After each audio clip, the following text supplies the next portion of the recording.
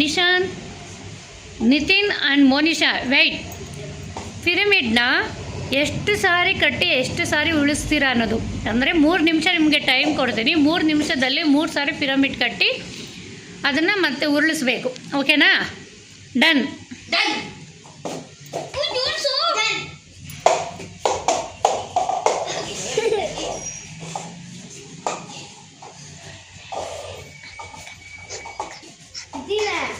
అది వచ్చా మేళ తిప్పుడు ఆవేళ అದ್ರ ಮೇಲೆ ಇಟ್ಕೊಂಡ ಅವಾಗ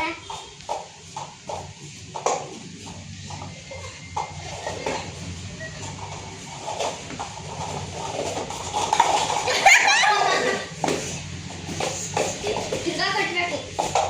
ನಾನು ಎರಡನೇ ಸತಿ